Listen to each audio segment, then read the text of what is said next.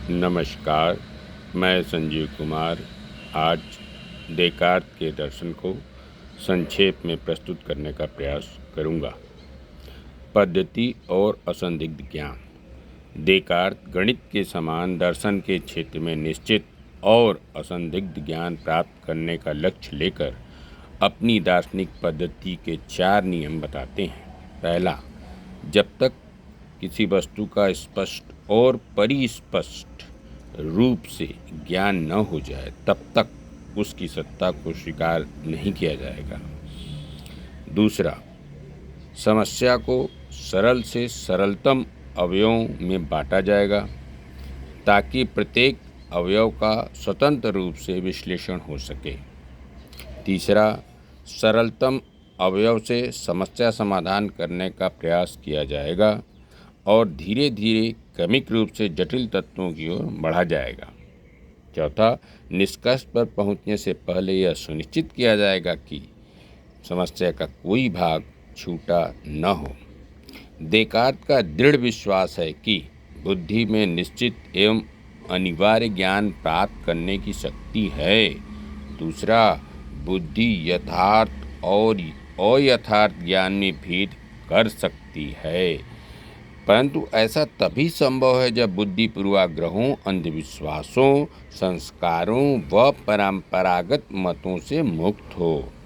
इसी कारण अपने संदेह विधि में सब कुछ पर संदेह करने को कहते हैं, परंतु साथ ही यह भी कहते हैं कि जब संदेह करने पर तार्किक विसंगति उत्पन्न हो तो वहीं रुकना होगा और उसे असंदिग्ध रूप से स्वीकार करना होगा।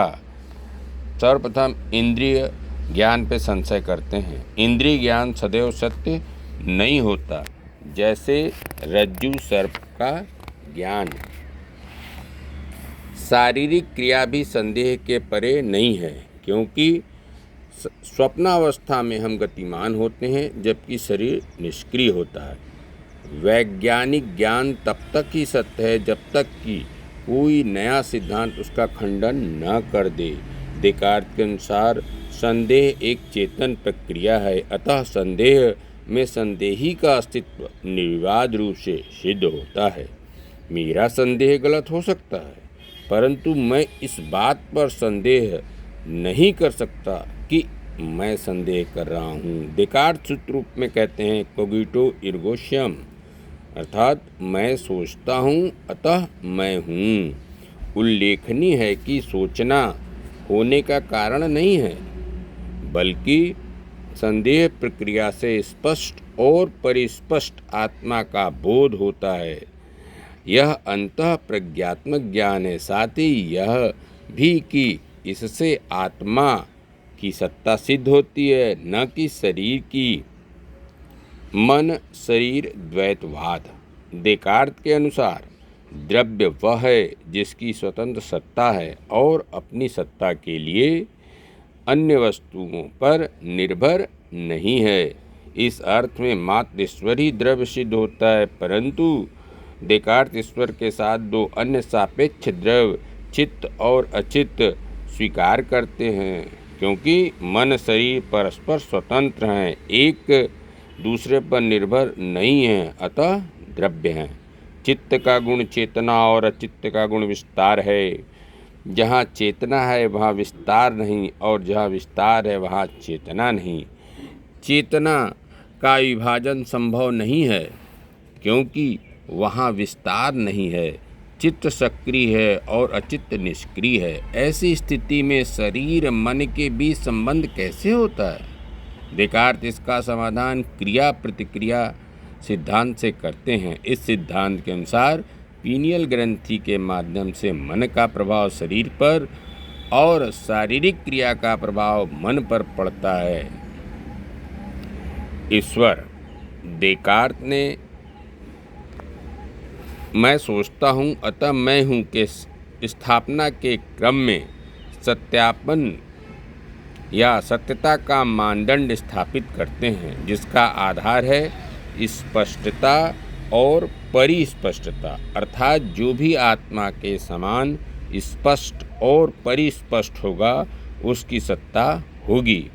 हमें ईश्वर की सत्ता का आत्मा के समान स्पष्ट और परिस्पष्ट बोध होता है, अतः ईश्वर की सत्ता है। देकार्त तर्क देते हैं, पहला, हमारी बुद्धि में ईश्वर का विचार है। इस व्यापक विचार का कारण व्यापक सत्ता अर्थात ईश्वर ही हो सकता है। दूसरा, ईश्वर के प्रत्यय से ईश्वर की सत्ता वैसे ही सुनिश्चित होती है जैसे त्रिभुज के विचार से 3 भुजाएं और 3 कोण। तीसरा, ईश्वर पूर्ण है और जिसके नहीं होने की संभावना हो ही नहीं सकती वही जगत का सृष्टिकर्ता है। चौथा, ईश्वर सत्यवादी है और इसलिए मानव में अपनी छाप रखी है, इसी कारण हमें स्पष्ट और परिस्पष्ट बोध होता है।